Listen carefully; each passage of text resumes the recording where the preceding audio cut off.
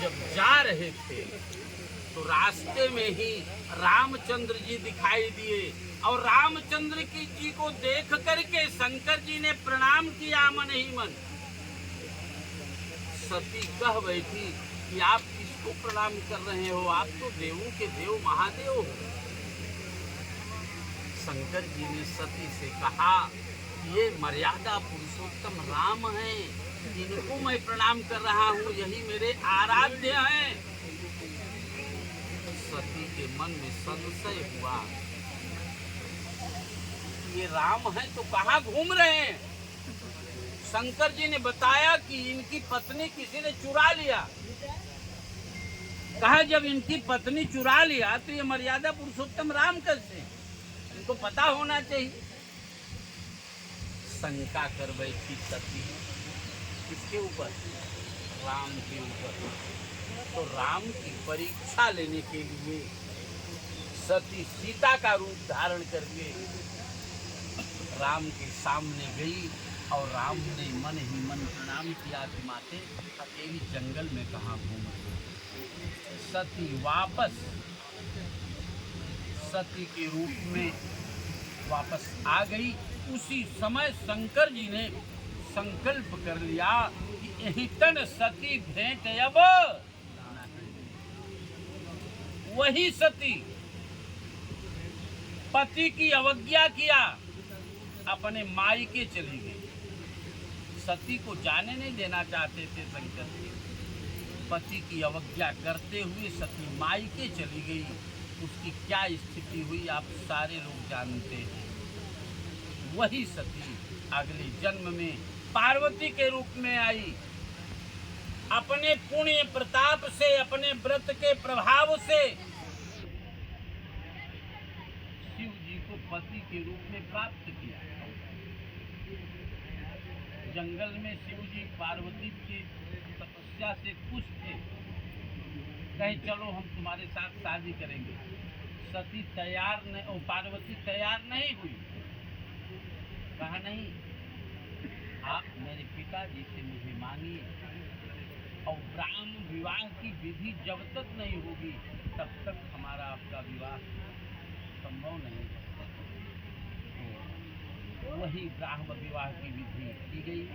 यहाँ पर आम जनता जो विवाह की प्रक्रिया को स्वीकार करते हैं वो 3 विधि को स्वीकार करते हैं। एक तो रिंग सेरेमनी, दूसरा जयमाल की व्यवस्था और तीसरा ये ब्राह्म विवाह की विधि। अब रही बात ये धान के लावा का उपयोग क्यों करते हैं, लेकिन नवदंपति को जानना आवश्यक है।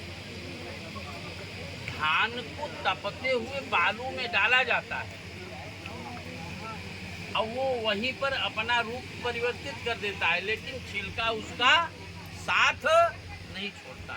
ये नव दंपति को ये संकेत मिलता है, ये संदेश मिलता है कि पत्नी चाहे जितने कष्ट में रहे पति को साथ नहीं छोड़ना चाहिए, और पति चाहे जितने कष्ट में रहे पत्नी को साथ नहीं छोड़ना। अब इसी धान से हम आप गांव से जुड़े हुए हैं। बेहनौर में बेहन डाला जाता है।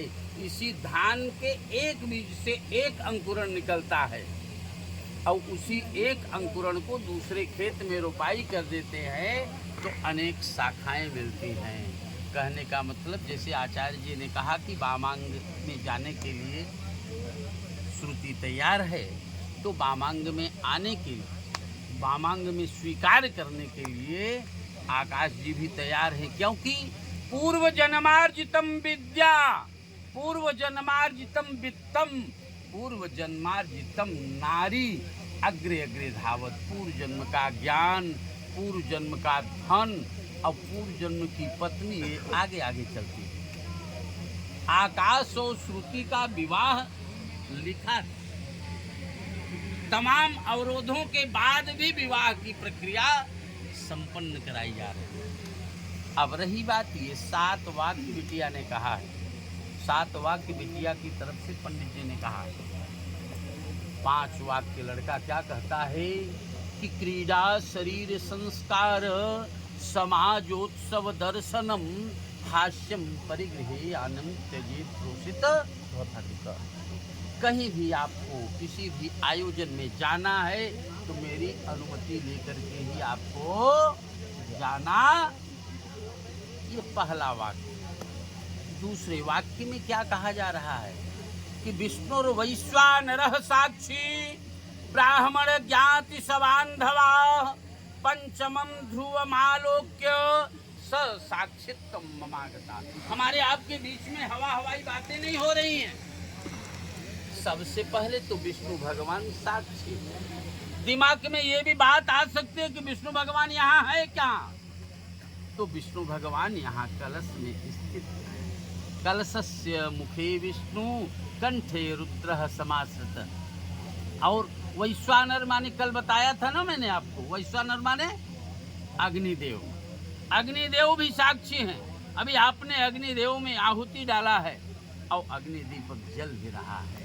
ये देवताओं के प्रत्यक्ष देवता इस प्रतिनिधि के रूप में आप रहते हैं। वैश्वानर साक्षी ब्राह्मण ज्ञाति सबांधवा, दोनों पक्ष के आचार्यगण और दोनों पक्ष के भाई बंधु जो भी स्थित है ये भी साक्षी के रूप में होते हैं। और क्या, पंचमम ध्रुवमालोक्य, जैसे आकाश में ध्रुव तारा भी उदय है, इसीलिए रात्रि का विवाह प्रशस्त माना जाता।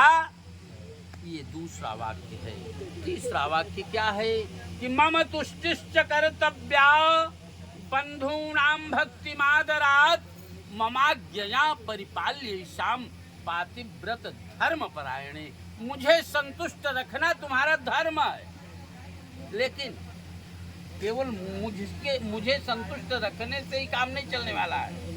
मेरे माता पिता को, मेरे भाई बंधु को, मेरे बहनों को, सबको सम्मान देना आवश्यक है। यदि ये काम करोगी तो हम तुमको बाएं बाग में नहीं अपने हृदय में बैठा करके रखूंगा। ये लड़की की तरफ से तीसरा वाक्य है। चौथा वाक्य क्या है?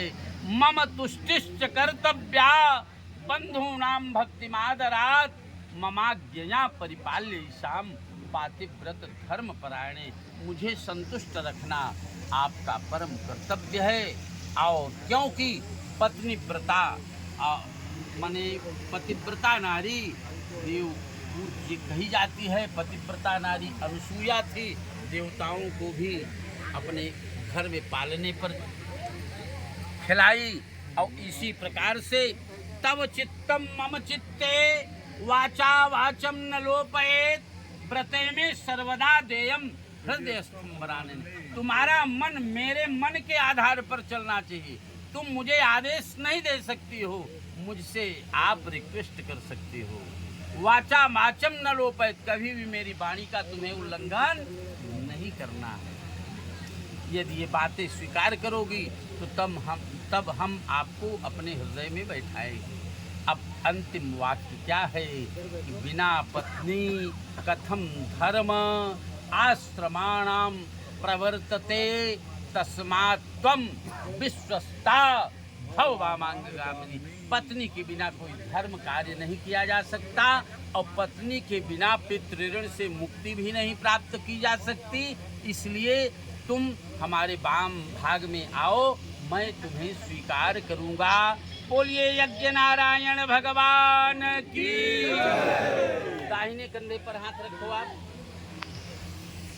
बोलो मम मम व्रते व्रते ते ते हृदयम हृदयं दधामि ददामि मम मम चित्तम चित्तम् अनुचित्तम अनुचित्तं ते ते अस्तु अस्तु मम मम वाच वाच मेक मेक मना मना जुखस्व जुखस्व प्रजापतिर प्रजापतिर् दृष्ट्वा दृष्ट्वा नियुक्ता नियुक्ता मह्यम।